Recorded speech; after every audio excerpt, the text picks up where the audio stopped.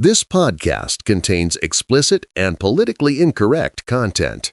Welcome to Tales of a New York limo driver, sex, excess, and stupidity on four wheels, based on the best-selling book by Nikki Testaforty. Come along for over 100 stories that range from idiotic to friggin' unbelievable. Buckle up, kids, and enjoy the ride.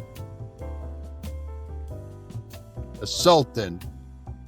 Another driver and I were scheduled to take 2 white stretches and meet Sultan Ali bin Wallet and his entourage at the Plaza Hotel and take them as directed around the city. We expected over 15 people to come out and we'd split them up between the 2 cars. Nope. 5 people came out and got in the first car, leaving the second car as his long-ass shopping cart because the Sultan wanted to invest in New York City's economy, one high-end store at a time. We started that Monday at 10 a.m. right around the corner at Bergdorf's for a little bit of everything. Then on to Brioni for suits, American Girl for dolls and clothes, Harry Winston's for jewelry, and finally FAO Schwartz for toys big and small before heading back around to the plaza. As the other driver and I waited for the swag to be offloaded and expecting this to be the end of an interesting day, the Sultan walked up and said, "Thank you, gentlemen. That was a lot of fun. We will meet you here at the same time tomorrow morning. Please enjoy your evening." That turned out to be an all-week affair. I can't begin to calculate how much he hauled away, but each of us netted a $2,000 tip on top of the $80 hourly rate charged for each car. Thank you, sir. May I have another? The frequently asked questions and the answers I'd love to give. Where are you parked? The car is running at the curb with the keys inside and the AC blasting. I sure hope it's still there. Or in the parking lot? Or if it's too far for you, why didn't you ask for a curbside pickup? How's the traffic? I'm fine. Thanks for asking. Or everything's great. It's Friday at 5 p.m. and it's raining. You should be home in no time at all. Or how the hell should I know? I've been sitting here waiting for you for over 2 hours. The chances are good that if you came out when you were supposed to, we would have missed the guy who decided to play chicken with the double-tractor trailer that jackknifed across 2 lanes and backed up traffic for over 10 miles. How long have you been driving? Today? Well, before the rooster even thought about crowing, and definitely before the paper boys started flinging today's New York Times and Wall Street Journal up your driveway. Or since I got my learner's permit when I was 16. I'm sorry, do you have change for a 20? Don't be sorry. Just give me the $20, you cheap bastard. Put the radio on so I can hear what's going on in the world. No, it's too depressing. How about I just give you the headlines?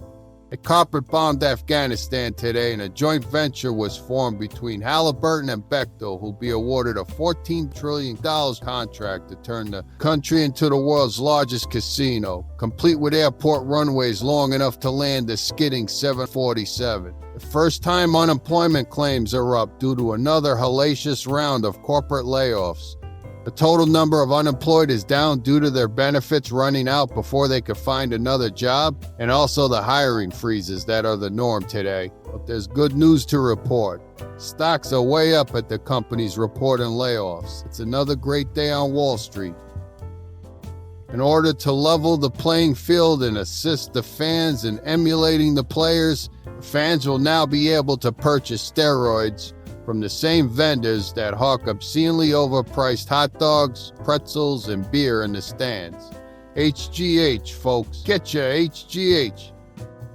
It's sunny and warm Monday through Thursday. Rainy and cold Friday, Saturday, and Sunday. Do you have today's newspapers? No, I'm not going to subsidize your daily education. Go back and get your own papers. They're lying over there on the porch, in the driveway, or your dog's mouth. Hurry up, you're already late. Or, no, sorry, the last client took them all. Is this the best route to take? Of course not. I suddenly had the urge to act like a cab driver and take you the long way so I can charge you by the quarter mile. Or, I'm not sure. Today's my first day on the job and you're my first client. Where is it you want to go? If I only had that liberty, but then I'd really be up the creek.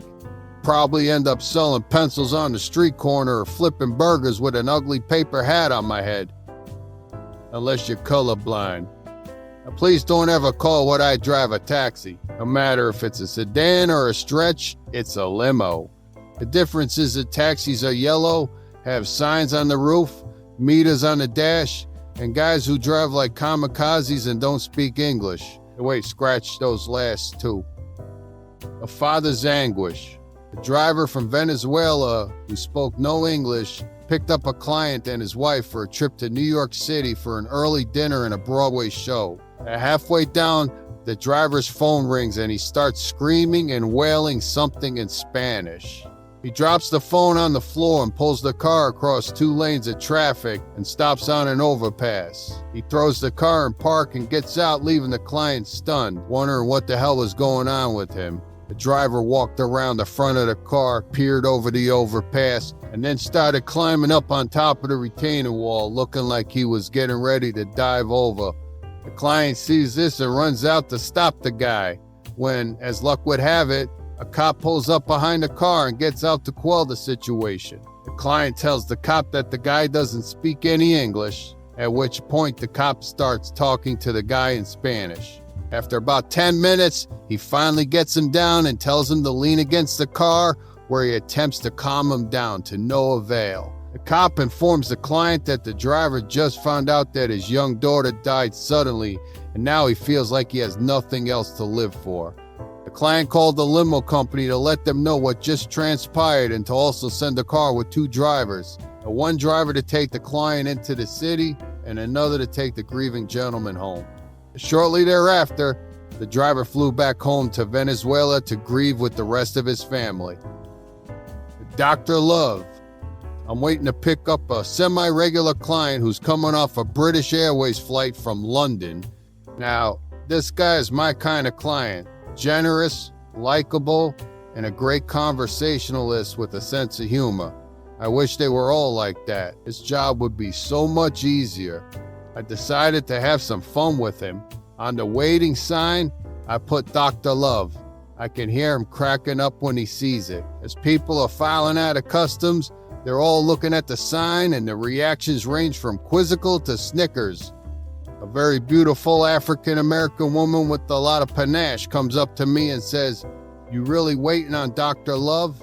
I nod with a smile, and she says, "He a porn star or something?" And I could have pulled her leg from here to Cleveland if I really wanted to. But with the look in her eyes, I figured she'd want to stick around and check him out.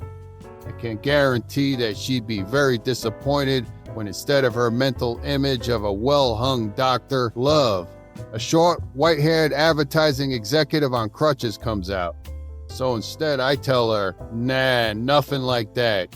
"Damn, that's too bad," she says. "I always wanted to meet one of them guys." A few minutes later, he comes out, and as soon as he sees the sign, his face lights up and he starts laughing. On the way to the car, I tell him about his admirer, and he says, "You should have told her. I would have played along with it." Like I said, my kind of guy. How'd you like those stories? If you did, please comment, subscribe, and spread the word. I'd really appreciate it. Until next time, take care and have a good one. This podcast is a production of Testa40 Studios, and no content may be repurposed without express written consent.